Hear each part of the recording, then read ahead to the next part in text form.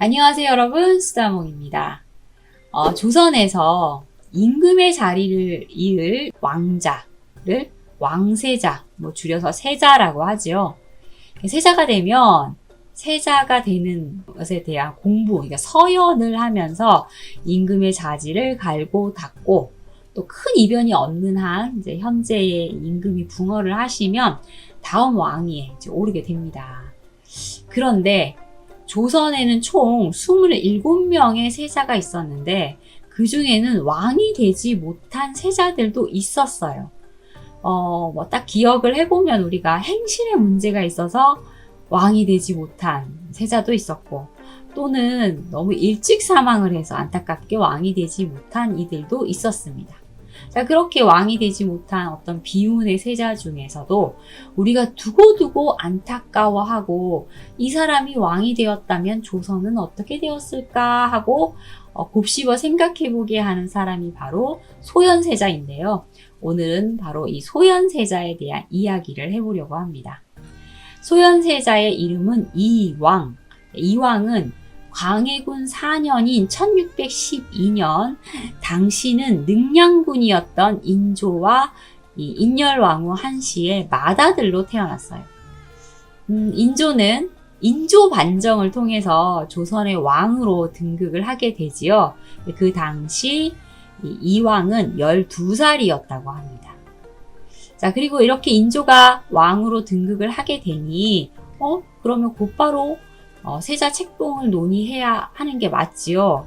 그런데 인조는 바로 세자 책봉에 대해서 논의를 하지 않고 조금 미루는 그런 태도를 취합니다.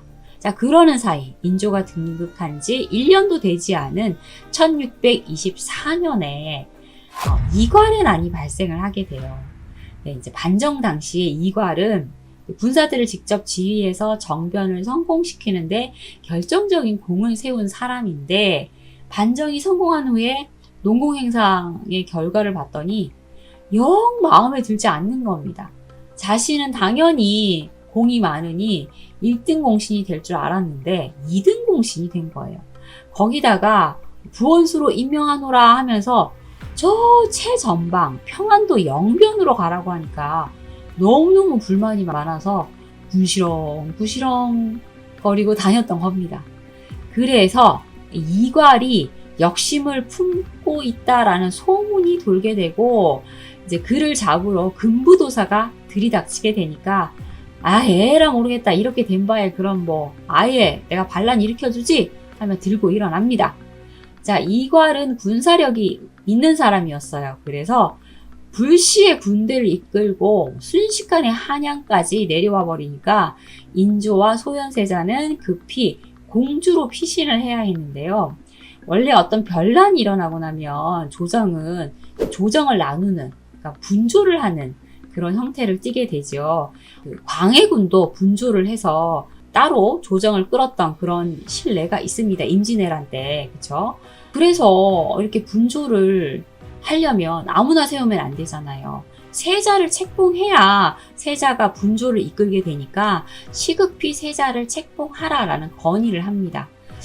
이렇게 그러면 반란이 일어난 다급한 상황이니까 그래 그러자라고 했을 만도 한데, 인조는 또 우야무야 또 이 건의를 묵살해요. 세자의 나이가 아직 어리니 서두르지 말자 하면서 이제 미뤘던 겁니다. 그렇게 미루다가 결국 이제 인조 3년인 1625년 1월 27일에서야 비로소 세자 책봉을 하게 돼요. 세자를 딱 책봉하고 나면 명나라의 승인을 청하는 사절을 보내야 되는 게 당연한 절차입니다. 그런데 또 인조는 사신 행차가 많아서 백성들이 부담이 많다 하면서 이 주청사절을 보내는 걸 또 미루어요. 그러니까 사신들이 사실 오면은 막 은도 줘야 되고 인삼도 제공해야 되고 부담이 좀 많았던 건 사실이긴 해요. 근데 그렇다고 해도 지금 세자 책봉을 했는데 그걸 명나라의 승인을 아직 받지 못했으니까 세자라고 소개를 할 수가 없어서 중국에서 사신이 오면 원자다라고 소개를 해야만 했던 거죠. 근데 이게 얼마나 이어지냐면 세자가 책봉된 지 9년째까지 이런 사태가 이어집니다. 자, 그럼 여기서 이제 세자는 이런 상태이고요. 잠시 조선의 주변 상황을 좀 살펴봐야 돼요. 오늘 일어나는 일이 주변 상황과 맞물려 있으니까요. 조선이 섬기고 있는 나라는 명나라이지요.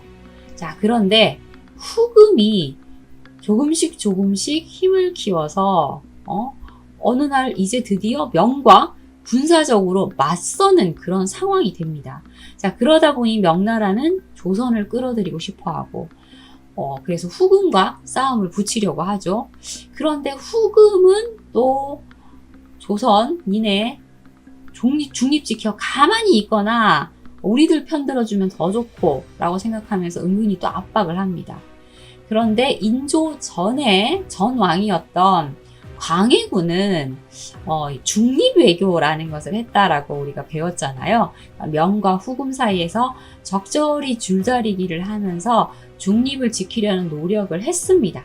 자, 그런데 인조 반정으로 광해군은 왕의 자리에서 끌어내려지고 이 인조가 왕이 됐는데 반정으로 왕이 됐기 때문에 이 정당성을 인정받기 위해서는 명의 승인이 절실했어요. 그래서 좀 노골적으로 친명을 표명할 수밖에 없다 보니 이것이 엄청난 후환으로 돌아오게 된 거죠.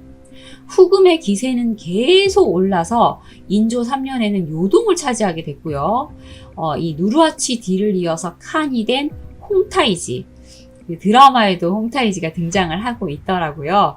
홍타이지가 조금 정치적으로 불리한 상황이 되자 이걸 타개하기 위해서 조선을 침략하자라고 이제 내세우게 됩니다. 계획을 세우게 돼요. 그리고 인조 5년 이 후금이 조선을 쳐들어와서 정묘호란이 일어나게 되죠. 자, 우리는 항상 위에서 이렇게 쳐들어오면 딱 이렇게 배 타고 숨는 데가 있죠. 임금들이 고려시대 때부터. 거기가 바로 강화도. 인조는 급히 강화도로 파천을 했고요. 그리고 이제 세자로 책봉을 했으니까 세자가 분조를 이끌고 다시 한양으로 출발을 했는데 그 사이에 후금이 안주, 평양까지 함락을 하고 막 쳐들어 내려오니까 다시 전주로 향하게 됩니다. 그러면서도 세자가 굉장히 효자였던 게 강화도에 계신 우리 아버지는 제대로 식사를 하고 계실까 하면서 강화도로 보내는 그 식량 운송을 굉장히 신경을 쓰고요. 그리고 아버지가 좀 무사하기를 매일매일 기원을 하는 그런 자세를 보입니다. 어쨌든 이 정묘호란은 후금과 강화를 하면서 이제 정리가 되죠. 자, 그렇게 조선이 정묘호란을 겪었고 그 사이 또 명나라는 만주에서는 후금이 들고 일어나죠. 화북에선 이자성 등을 선두로 한 농민반란 계속 일어나죠. 그러니까 굉장히 혼란스럽고 위험한 상황을 겪고 있었습니다. 자, 이렇게 위기를 또 겪고 난 후 인조는 어떻게 보면 내 뒤를 이을 왕세자에게 좀 더 신경을 써야겠다 생각을 할 수도 있는데 신하들이 동궁의 공부가 좀 미비합니다 라는 걱정을 하면 원래 뭐 대책을 세우거나 그럼 어찌하면 좋겠느냐라고 했을 텐데 알아서들 잘 해라 하면서 관심을 보이지 않아요. 그러니까 좀 아들에게 좀 무관심하다고 해야 될까요? 좀 무정하다고 해야 될까요? 그런 아버지였던 것 같아요. 사실 인조, 그러니까 능량군은 이제 광해군 시절부터 좀 감시받는 힘든 삶을 좀 살기는 했어요. 그렇죠? 그러다 보니까 굉장히 조심성 많고 다른 사람을 잘 믿지 않았답니다. 주변 사람들한테 편지 일체 보내지 않고요. 자신의 글씨 자체를 밖에 내보이는 일이 거의 없었대요. 그래서 인조의 글씨를 아는 사람이 거의 없었다고 해요. 이렇게 조심성 많은 성격은 왕이 된 이후에도 여전했던 거예요. 혹시 누가 자기 글씨 흉내내서 모략을 꾸미지 않을까? 뭐 이런 생각 때문에 신하들에게 어떤 비답을 내릴 때도 일단 써서 내시가 그걸 베끼고 그리고 자기가 쓴 초고는 찢어서 다시 물에 씻어서 없애버렸대요. 그러니까 자식들에게도 친필로 편지를 쓴 적이 없고 가까운 종친들에게도 글을 내린 적이 일체 없다고 합니다. 그렇게 누구도 믿지 않는 그런 성격이니 자식인들 다를 리 없었겠죠. 그러니까 나 챙기기도 너무 급해 해서 자식들을 살뜰히 챙길 여력이 없었던 겁니다. 그리고 반정으로 왕이 됐으니까 또다시 반정이 일어날 수도 있는 거죠. 그래서 누가 나를 밀어낼지도 모른다라고 생각을 하니까 세자에게 힘을 실어주는 것도 위험할 수 있어 라는 그런 생각을 했던 겁니다. 그리고 며느리 보는 일에도 막 그렇게 관심이 있지 않았대요. 세자가 이제 똑바로 섰으니 빨리 세자빈을 들여야 한다라는 건의가 계속 올라옴에도 한참이 지나서인 인조 5년에서야 이제 승지 강석기의 딸을 세자로 간택을 하게 돼요. 그래서 세자빈이 들어오게 되는데 세자빈은 좀처럼 임신이 잘 되지 않아서 혼인한 지 8년 만인 인조 14년 3월이 되어서야 첫 아들을 낳았다고 합니다. 아니 결혼한 지 8년 만에 아들을 낳았으니까 이거 어마어마한 경사잖아요. 그러니까 궁안이 난리가 났을 것 같지만 당시 상황이 좋지가 않았어요. 일단 세조의 어머니인 인열왕후의 국상기간이었다라는 게 조금 아쉬운 상황이었고, 그리고 인조는 손주가 태어났는데도 별로 반응이 그냥 냉담하기만 했다고 합니다. 그런데다가 몇 달 후 병자호란이 터지게 되니까 이 소현세자의 맏아들은 태어난 지 얼마 지나지 않아 이 고난을 겪게 된 거죠. 자, 정묘효란을 강화로 마무리를 했어요. 그런데 이 강화를 맺을 때 후금이 형, 조선이 아우가 되는 형제 관계를 맺는다라고 해서 강화를 맺었습니다. 자, 이 조선은 사실은 그럼에도 명과 후금 사이에 끼어서 사실 제대로 된 외교를 하지 못하고 있었어요. 근데 그러는 사이 이 후금의 홍타이지가 자, 이제 우리나라의 국호를 청으로 한다 해서 청나라가 세워지고 스스로 황제 자리에 올라서 숭덕제가 됩니다. 자, 이런 소식을 들었음에도 조선은 정신을 차리지 못하고요. 여러분들 익히 들어보셨던 김상헌, 홍익환 이런 척합파들이 후금과의 형제관계를 파기하고 청나라와의 전쟁을 불사해야 합니다 라고 외칩니다. 자, 그럼 반대파도 있었겠죠. 조화롭게 화해롭게 지내야 된다라고 주장하는 주화파. 이 주화파의 대표 인물이 바로 그 남한산성의 김상헌과 좀 대척점에 있는 인물로 나오는 최명길이죠. 어쨌든 주변 상황을 좀 보고 대안을 마련해야 한다라고 주장을 했는데 이 척합파들의 목소리가 너무 커서 이 주화파 목소리는 묻혀버려요. 그래서 조선은 뒷감당도 못하게 후금과의 화약을 파기하고 전쟁을 하겠다는 선언을 합니다. 자, 청나라가 이걸 지켜보는데 이제 속된 말로 얼마나 가소롭겠어요. 아이고 이것들 쓴맛을 못 봤구만. 우리가 쓴맛을 좀 보여줘야겠다 하면서 1636년 12월 9일 이 엄청난 기병대를 이끌고 거침없이 조선을 침범해 옵니다. 조선은 정묘호란을 겪었음에도 국방력이 제대로 강화되어 있지 않아서 속수무책 당하게 되죠. 이 청나라는 기병대가 발달되어 있고 명나라와의 전쟁 경험에서 겪은 것이 많다 보니 전쟁도 아주 전략적으로 치릅니다. 전체를 다 쓸고 내려가기보다는 어차피 왕이랑 세자만 사로잡고 심장부 딱 치면 끝이잖아 라고 해서 그대로 돌격해서 내려오는 거죠. 또 인조는 또 강화도로 피신을 해야겠다고 생각을 했는데 너무 빠르게 내려오는 소식이 들리니까 도중에 포기하고 다시 한양으로 돌아왔어요. 그리고 대책도 없이 벌벌 떨면서 신하들이랑 신세 타령을 합니다. 우리가 300년 동안 온갖 정성을 다해서 중국을 섬겼고 받은 은혜도 넘치는데 하루아침에 원수인 오랑캐의 신첩이 되었으니 어찌 애통하지 않는가. 일찍이 인륜과 기강이 땅에 떨어져 다행히 지조가 있는 재현과 함께 반정의 거사를 일으켰는데 내가 임금의 자리에 오른 지 벌써 14년인데 이렇게 끝내 개나 양, 금수화가 처지가 될 줄 내가 어찌 알았겠는가. 아유, 근데 뭐 경들이 무슨 잘못이겠는가. 내가 변변찮고 내가 형편이 없어서 이 지경이다. 아, 이제 어찌할 건가 하면서 한탄을 해요. 그러니까 신하들이 막 울면서 이것은 모두 신들이 불초하여 빚어진 결과입니다.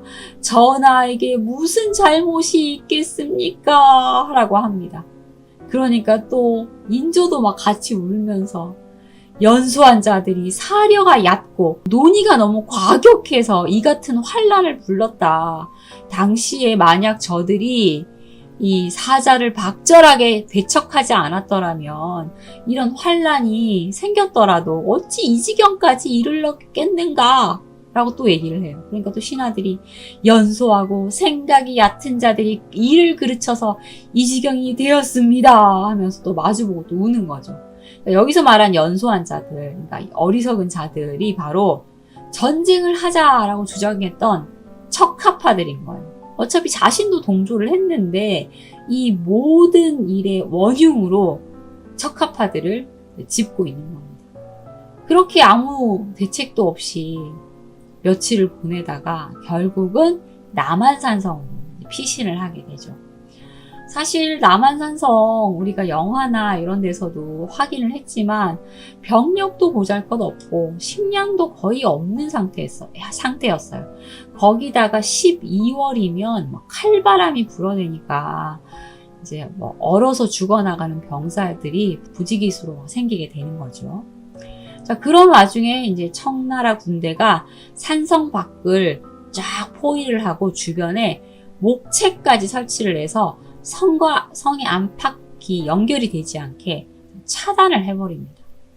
그러니까 더 이상 계속해서 버틸 수 없는 상황이에요. 외부에서 들어올 수도 없고 내부에서 나가기도 어려운 상황에 병사들 죽어나가죠. 먹을 거 없죠. 이러니까 이제 12월 지나고 해가 바뀌면서 어떻게든 결정이 내야 되는 그런 상황이었어요. 자, 그래서 어떻게 하면 좋은가 하고 이제 청나라랑 이제 협의를 좀 해보게 되는데 처음에는 대신들을 인질로 보내라 라고 하더니 나중에는 왕세자를 보내라 라고 요구를 합니다. 그러니까 왕세자가 이 얘기를 전해 듣고 남한산성에 이제 자리한 이제 세자궁에서 막 고심을 하다가 뭔가 이제 문서를 하나 써요. 그래, 나를 원한다고 하니 내가 볼모로 가겠다. 태산이 이미 새알 위에 드리워졌는데 나라의 운명을 누가 경돌처럼 굳건하게 하겠는가. 일이 너무나 급박해졌다. 내게는 일단 동생도 있고 아들도 있으니 역시 종사를 받을 수밖에 없다. 내가 성에서 나가겠다는 뜻을 전하라 라고 자신의 뜻을 적은 문서를 쓴 거죠. 상황이 그렇게 될 수밖에 없는 상황이 만들어진 거예요. 그런데 인조는 아들이 이렇게 볼모가 돼서 나가겠다고 하면 안 된다 하면서 잡을 만도 하잖아요. 그런데 이 문서가 나오자마자 그래, 어서 세자를 밖으로 내보낼 채비를 하라 라고 명을 내립니다. 자, 그래서 이제 세자가 나가기만 하면 되는데 청이 또 말을 바꿔요. 우리 그걸로 만족 못한다. 청에 맞서자고 주장했던 이 척합파 신하들 싹 다 묶어서 내보내고 그리고 인조가 직접 성에서 나와서 항복을 해야 받아주겠다라고 통보를 한 거예요. 자, 그렇게 어찌할까 갈팡질팡하며 남한산성에서 45일을 버티게 되는데요. 더 이상은 버틸 수 없는 한계에 이르자 1637년 1월 30일 남빛 융의를 입고 남한산성의 서문으로 나와서 삼전도로 향하게 되죠. 그리고 청태종 앞에 무릎을 꿇고 3번의 큰절을 올리고 9번 머리를 조아리는 3개 구고 두례를 그 항복 예식을 치르게 됩니다. 야사에는 언 땅에 머리를 박은 인조의 이마가 짓이겨져서 붉은 피가 흘러내렸다라고 전하고 있고 보통 뭐 드라마나 영화에서 그런 부분을 꽤 많이 묘사하고 있기도 하죠. 자, 이 정말 치욕스러운 장면을 지켜봐야 했던 세자. 그 옆에서 울음을 터뜨렸고요. 신하들도 다 같이 눈물을 흘리면서 괴로워합니다. 그러다가 세자가 오열을 참지 못해서 문 밖으로 뛰어나가 사간의 곁에 앉았다라는 그런 기록이 있네요. 자, 그리고 이런 항복 예식을 치른 다음에도 바로 돌아오지 못하고 인조와 세자 그리고 같이 간 신료들이 이제 항복을 받았으니까 승리했다라면서 청군들이 축하 잔치를 열 거잖아요. 그걸 끝까지 지켜보고 저녁이 되어서야 겨우 도성으로 돌아갈 수 있었습니다. 자, 그런데 항복을 받아주는 조건이 있었죠. 세자와 복림대군을 볼모로 이제 청의 수도인 심양으로 데려가겠다라는 것이었는데 신하들이 아니되옵니다 외쳐봤자 이미 정해진 일이 뒤집힐 그럴 일은 없었겠죠. 자, 그래서 인조 15년인 1637년 2월 8일 청의 구왕 도르곤이 세자를 데려가려고 대기를 하고 있고 세자와 세자빈 그리고 복림대군과 그 부인이 창릉의 서쪽에 있는 망원정에서 심양으로 출발을 합니다. 아직 원소는 돌도 되지 않은 아기예요. 그래서 데려가지 못하고 한양에 남게 되죠. 당시 기록을 제가 한번 읽어보겠습니다. 자, 세자와 대군이 절하며 하직하고 떠나자 상이, 그러니까 임금이 눈물을 흘리며 전송하기를 힘쓰도록 하라. 지나치게 화를 내지도 말고 가볍게 보이지도 말라 하니 세자가 엎드려 분부를 받았다. 신하들이 옷자락을 당기며 통곡하자 세자가 만류하며 말하기를 주상이 여기에 계신데 어찌 감히 이렇게들 하는가 하고 이어서 말하기를 각자 진중하도록 하라 하고 마침내 말에 올라 떠났다 라고 기록되어 있습니다. 그래도 먼 길 떠나는 자식이 걱정은 되었던지 인조가 이 도르곤에게 가르치지 못한 자식이 지금 따라가니 좀 잘 가르쳐 주십시오. 그리고 세자를 좀 온돌에 재워주시기를 부탁드립니다. 라고 말을 해요. 세자가 몸이 좀 약했나 봐요. 밖에서 좀 노숙을 하는 상황이다 보니까 이미 좀 병을 얻은 상태였다고 합니다. 자, 그렇게 침울한 분위기에서 세자와 그 일행은 심양으로 향하게 되는데 얼마나 오랫동안 조선을 떠나 있게 될지 사실 짐작조차 할 수가 없었죠.